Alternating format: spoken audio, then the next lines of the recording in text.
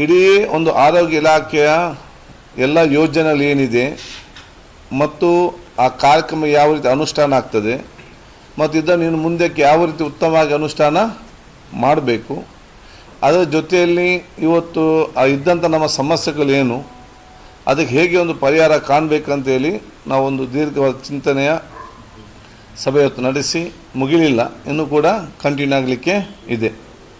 ಇದರಲ್ಲಿ ಇವತ್ತು ಮಹತ್ವದ ಮೊದಲ ಒಂದು ವಿಚಾರ ಅಂತ ಹೇಳಿದರೆ ನೋಡಿ, ಆರೋಗ್ಯ ಇಲಾಖೆ ದೊಡ್ಡ ಮಟ್ಟದೊಂದು ವ್ಯಾಪ್ತಿ ಇರುವಂಥ ಇಲಾಖೆ. ಹುಟ್ಟುವ ಮೊದಲಿಗಿಂತಲೂ ಇನ್ನು ಸಾಯುವ ತನಕ ಇಲ್ಲಿ ಕಾರ್ಯಕ್ರಮಗಳು ಹಮ್ಮಿಕೊಳ್ಳಬೇಕಂತ ಅಗತ್ಯತೆ ಇದೆ. ಬೇರೆ ಬೇರೆ ಪ್ರೋಗ್ರಾಮ್ಸ್ ಅಲ್ಲಿ ಅಕಾರ್ಡಿಂಗ್ ಏಜಿಂದ ನಾವು ಪ್ರಾರಂಭ ಆಗ್ತದೆ. ಎಲ್ಲಕ್ಕಿಂತ ಮಿಗಿಲಾಗಿ ಎಲ್ಲಕ್ಕಿಂತ ಪ್ರಮುಖವಾಗಿರುವ ವಿಚಾರಣೆ ಅಂತ ಹೇಳಿದರೆ ನಮಗಿರುವಂತಹ ತಳಮಟ್ಟದಲ್ಲಿರುವಂಥ ಪ್ರಾಥಮಿಕ ಆರೋಗ್ಯ ಕೇಂದ್ರಗಳನ್ನು ನಾವು ಇವತ್ತು ಸ್ಟ್ರೆಂಥನ್ ಮಾಡುವಂಥದ್ದು. ಯಾಕೆಂತ ಹೇಳಿದರೆ ಗ್ರಾಮೀಣ ಮಟ್ಟದಲ್ಲಿ ಇವತ್ತು ಅದು ಗೌರ್ಮೆಂಟ್ ಹಾಸ್ಪಿಟ್ಲ್ ಇರೋದು ಹೊರತು ಪ್ರೈವೇಟ್ ಆಸ್ಪತ್ರೆ ಇಲ್ಲ. ಇವತ್ತು ಕರ್ನಾಟಕ ರಾಜ್ಯ ಆರೋಗ್ಯ ಕ್ಷೇತ್ರದಲ್ಲಿ ಮತ್ತು ಕರ್ನಾಟಕ ರಾಜ್ಯ ಆರೋಗ್ಯವಂತ ಆದ ಜನಸಾಮಾನ್ಯ ಇವತ್ತು ಏನಾದರೂ ಹೆಚ್ಚು ಸಂಖ್ಯೆ ಇದ್ದರೆ that is because of the government service, private ಸರ್ವಿಸಿಂದ ಅಲ್ಲ. ಪ್ರೈವೇಟ್ ಸರ್ವಿಸ್ನ ಇರ್ಬೋದು contribution, but it's very less. ಅದು ಬರೀ ನಗರ ವ್ಯಾಪ್ತಿಯಲ್ಲಿ ಮಾತ್ರ ಇದೆ ಹೊರತು ಗ್ರಾಮೀಣ ಮಟ್ಟದಲ್ಲಿಯೂ ಕೂಡ ನಮಗೆ ಸಿಕ್ಕಲಿಕ್ಕೆ ಸಾಧ್ಯವಿಲ್ಲ. ಬಹುತೇಕ 80% ಇರುವಂಥ ಗ್ರಾಮೀಣ ಮಟ್ಟದಲ್ಲಿ 100ಕ್ಕೂ 100 ಉತ್ತಮವಾದ ಸೇವೆಯನ್ನು ಕೊಡ್ತಾ ಬಂದಿದ್ದರೆ ಅದು ಕರ್ನಾಟಕ ಆರೋಗ್ಯ ಮತ್ತು ಕುಟುಂಬ ಕಲ್ಯಾಣ ಇಲಾಖೆ ಕೊಡ್ತಾ ಬಂದಿದೆ ಅಂತ ನಾವಿತ್ತು ಆಲೋಚನೆ ಮಾಡಬೇಕು. ಕೆಲವೊಂದು ದೊಡ್ಡ ಮಟ್ಟದ ವ್ಯಾಪ್ತಿ ಸಮಸ್ಯೆ ಇರ್ಬೋದು. ಇದರಲ್ಲಿ ಮೊದಲ ಸಮಸ್ಯೆ ನಮಗೆ ಯಾವುದಂತ ಹೇಳಿದರೆ ವೈದ್ಯರುಗಳ ಆ ಒಂದು ಅಲ್ಲಿ ಭಾಗವಹಿಸುವಿಕೆ ನಮಗೆ ಇವತ್ತು ಸಮಸ್ಯೆ ಇವತ್ತು ಆಗ್ತಾ ಇದೆ. ಬಹುಶಃ ಇವತ್ತು ನಮ್ಮಲ್ಲಿ MBBS ಡಾಕ್ಟ್ರ್ ನಮಗೆ 1290 ಕೊರತೆ ಇದೆ, ಶಾರ್ಟೇಜ್ 1290, ಮತ್ತು ಸ್ಪೆಷಲಿಸ್ಟ್ 924, ಇವತ್ತು ನರ್ಸಸ್ 892. ಇದು ನಮಗೆ ಒಂದು ಆಸ್ಪತ್ರೆಯಲ್ಲಿ ಬೇಕಾದಂಥ ಒಂದು ವಿಚಾರ. ಅದಕ್ಕಾಗಿ ಬಹುಶಃ ನಾವು ಈಗಾಗಲೇ ಡಾಕ್ಟರ್ಗಳು ಸುಮಾರು 200 ಡಾಕ್ಟರ್ಗಳಿಗೆ ಇವತ್ತು ನಾವು ನೇಮಕಾತಿ ಮಾಡಲಿಕ್ಕೆ ನಮಗೆ ಇವತ್ತು ಸರ್ಕಾರ ಇವತ್ತು ನಾವು ಪರ್ಮಿಷನ್ ನಾವು ತಗೊಂಡಿದ್ದೇವೆ. ಇದರಲ್ಲಿ 200 ತಗೊಂಡ್ರೂ ಕೂಡ ಮತ್ತೆ ನಮಗೆ 700 ಅದು 800 ಇವತ್ತು ಬಾಕಿ. MBBS 1000 ನಮಗೆ ಇವತ್ತು ಪೆಂಡಿಂಗ್ ಇರ್ತದೆ. ಅದಕ್ಕಾಗಿ ನಾವು ನೇರವಾಗಿ ನಾವು ಇವತ್ತು ವಾಕಿನ್ ಇಂಟ್ರು ಅಂತ ಇಲ್ಲಿ ನಾವು ಇವತ್ತು ಮಾಡ್ತೇವೆ. ಯಾರಾದರೂ ಕೂಡ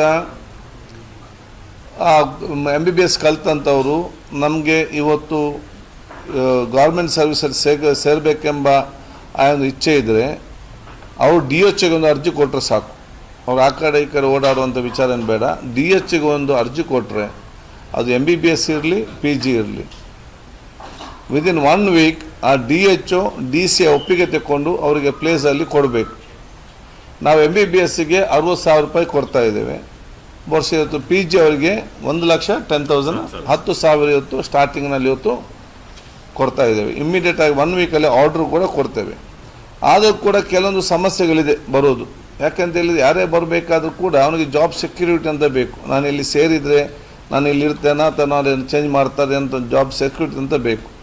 ಅದಕ್ಕಾಗಿ ನಾವು ಇದೊಂದು ಪ್ರಪೋಸಲ್ ಮಾಡ್ತಾ ಇದ್ದೇವೆ ಸರ್ಕಾರಕ್ಕೆ. We are proposing.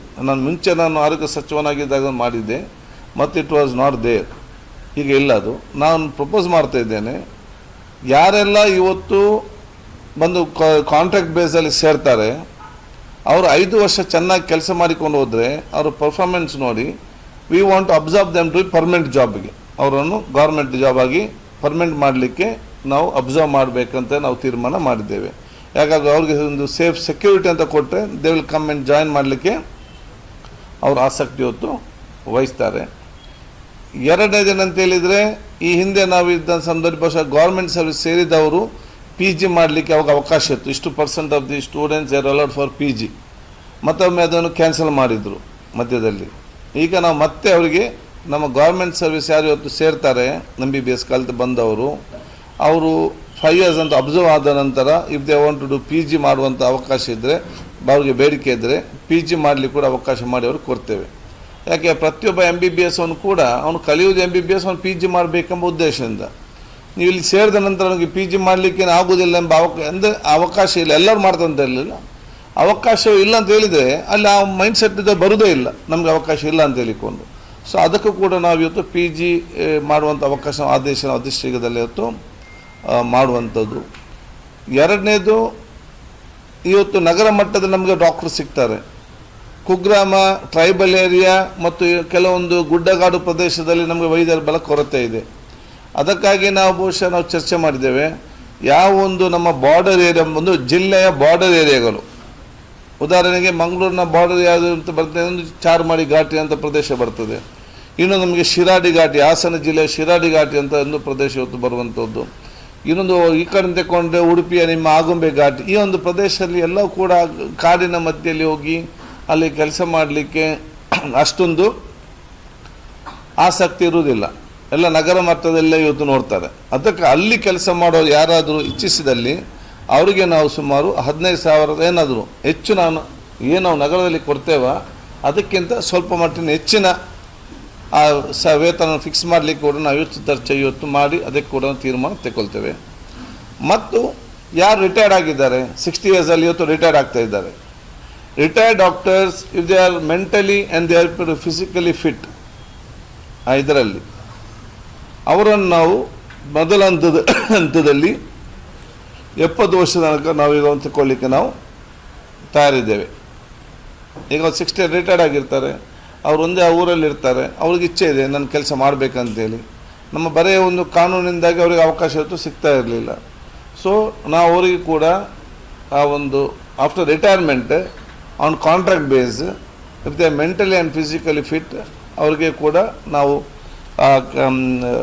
ಅವಕಾಶ ಮಾಡಿ ಕೊಡಲಿಕ್ಕೆ ನಾವು ತೀರ್ಮಾನ ಮಾಡಿದ್ದೇವೆ. ಇದು ಮಾಡುವಂಥದ್ದು ನಮ್ಮ ಈ ವೈದ್ಯರ ಕೊರತೆಯನ್ನು ಹೇಗೆ ಬಗೆಹರಿಸ್ಬೋದು ಅಂತೇಳಿ ನಾವು ಒಂದು ಆ್ಯಕ್ಷನ್ ಪ್ಲ್ಯಾನ್ ಇವತ್ತು ಮಾಡಿದ್ದು, ಅದನ್ನು ಮಾಡಿದ್ದಾರೆ. ಅದನ್ನು ಆದಷ್ಟು ಬೇಗ ಅನುಷ್ಠಾನವನ್ನು ನಾವು ಮಾಡಲಿಕ್ಕೆ ನಮ್ಮ ಆದೇಶವನ್ನು ಮಾಡ್ತೇವೆ. ಎರಡನೇದು, ಬಹುಶಃ ಇವತ್ತು ನಮ್ಮ ಫಾರ್ಮಸಿಸ್ಟ್ ಮತ್ತು ಲ್ಯಾಬ್ ಟೆಕ್ನಿಷಿಯನ್ಸ್ ಇವತ್ತು ಕೊರತೆ ಏನಿದೆಯಾ, ಆ್ಯಂಡ್ ನರ್ಸಸ್, ಅದನ್ನು ಬಗ್ಗೆ ಕೂಡ ಇವತ್ತು 400 ನರ್ಸಸ್, 400 ಫಾರ್ಮಸಿಸ್ಟ್ ಮತ್ತು 400 ಲ್ಯಾಬ್ ಟೆಕ್ನಿಷಿಯನ್ಸ್, ಇದನ್ನು ಕೂಡ ನೇಮಕಾತಿ ಮಾಡಲಿಕ್ಕೆ ಆದಷ್ಟು ಬೇಗನೆ ನಮ್ಮ ಪ್ರೊಸೀಜರನ್ನು ನಾವು ಇವತ್ತು ಪ್ರಾರಂಭಿಸ್ತೇವೆ ಅಂತ ಹೇಳಲಿಕ್ಕೆ ನಾನು ಇವತ್ತು ಸೂಚಿಸುವಂಥದ್ದು. ಇದರ ಜೊತೆಯಲ್ಲಿ ಈಗ ಸಾಂಕ್ರಾಮಿಕ ರೋಗಕ್ಕೆ ಸಂಬಂಧಪಟ್ಟಾಗೆ ಮಳೆಗಾಲ ಇದೊಂದು ಸೀಸನ್, ಮಳೆಗಾಲದಲ್ಲಿ ಮತ್ತು ಚಳಿಗಾಲದಲ್ಲಿ ವೈರಸ್ ಮ್ಯೂಟೇಷನ್ ಜಾಸ್ತಿ ಆಗುವಾಗ ಗಾಳಿಯಲ್ಲಿ ಒಂದಲ್ಲೊಂದು ರೀತಿಯಿಂದ ಬಹುಶಃ ಇವತ್ತು ಆಗ್ತಾ ಬರ್ತದೆ. ಮುಂಜಾಗ್ರತಾ ಕ್ರಮವಾಗಿ ಏನೆಲ್ಲ ಇವತ್ತು ವಹಿಸ್ಕೊಳ್ಬೇಕಾ ಅದನ್ನೆಲ್ಲ ಕೂಡ ಕ್ರೋಢೀಕರಿಸಿಕೊಂಡು ಇವತ್ತು ಜನರು ಕೂಡ ಜನಜಾಗೃತಿಯಿಂದ ಇರಬೇಕು.